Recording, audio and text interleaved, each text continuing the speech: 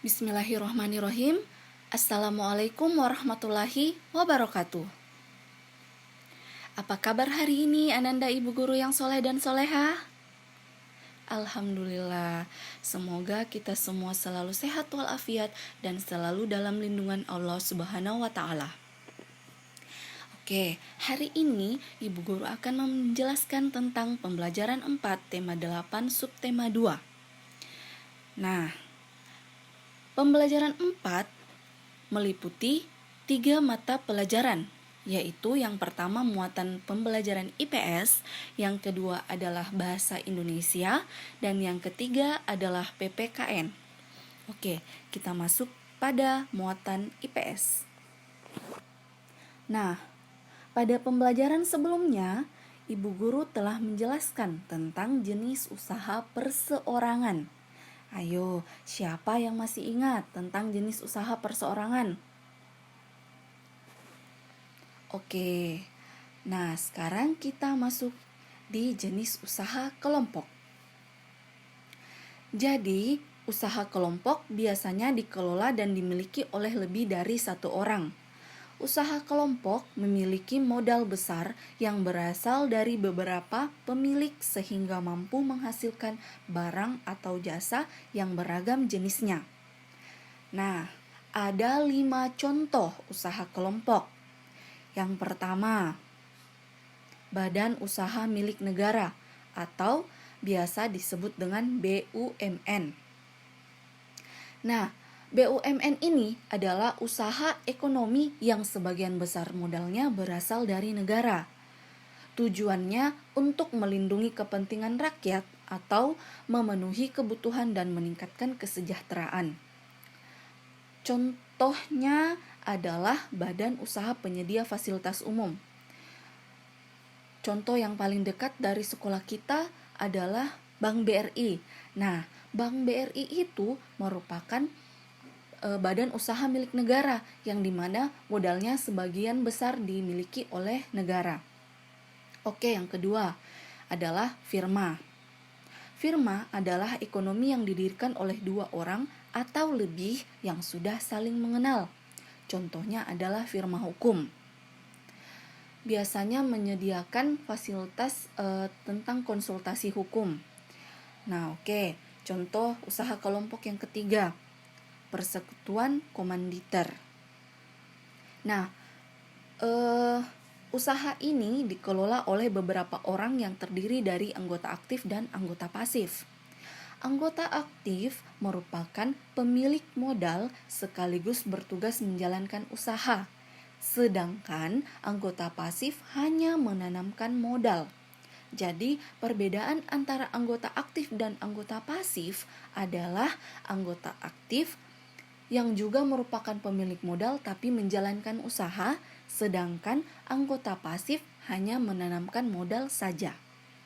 Oke, contoh yang keempat, perseteruan terbatas atau biasa kita sebut atau kita kenal dengan PT. Nah, usaha ini didirikan dan dikelola oleh 2 orang atau lebih.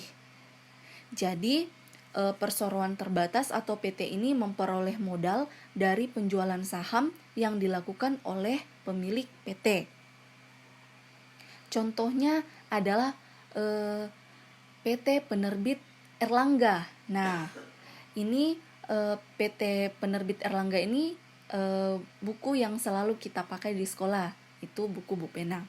Oke, baik. Contoh yang terakhir yaitu koperasi.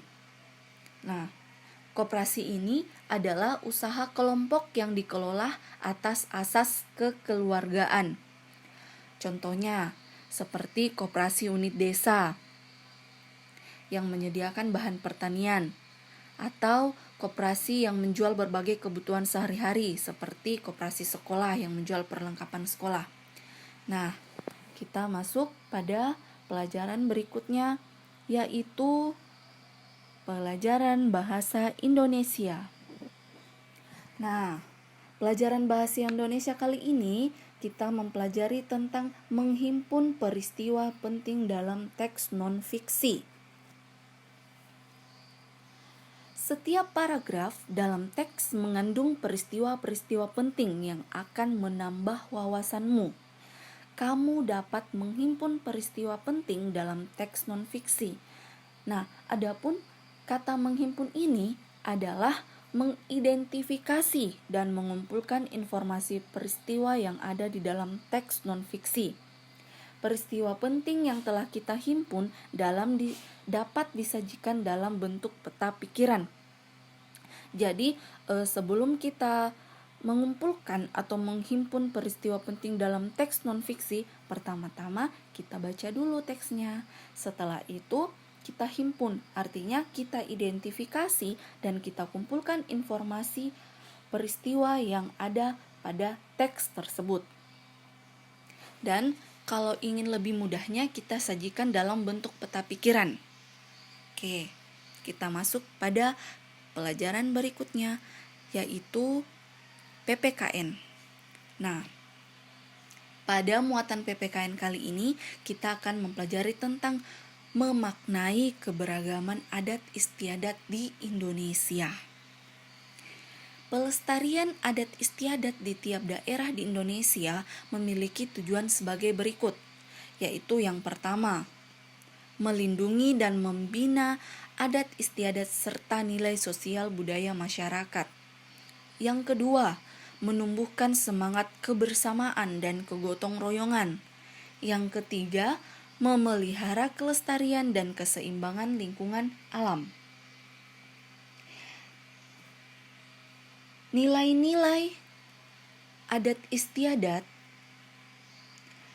yang hingga kini terus berkembang dalam masyarakat Indonesia yang ditujukan untuk melestarikan adat istiadat agar nilai-nilai luhur tersebut di tengah perkembangan zaman saat ini tidak luntur. Jadi, nilai-nilai adat istiadat yang ada di daerah kita atau secara luasnya di daerah Indonesia itu tidak luntur dengan perkembangan zaman saat ini. Oke, contoh pelestarian adat di Indonesia. Adat istiadat maksud Ibu Guru. Oke. Nah, ini pada gambar yang pertama itu yang pakai seragam merah, topi merah, itu adalah upacara adat Grebek Besar, di mana tradisi ini terletak di daerah Demak untuk menyambut hari besar agama Islam. Nah, sedangkan pada gambar yang kedua itu yang pakai seragam putih-putih itu merupakan acara ngaben, yang merupakan acara upacara kematian yang dilaksanakan dengan ritual adat tertentu oleh masyarakat Bali. Jadi ngaben ini merupakan upacara adat yang selalu dilakukan oleh masyarakat Bali. Nah, kalau upacara kematian di daerah kita, Sulawesi Selatan, itu di Toraja. Contohnya nama upacaranya itu Mak Badong.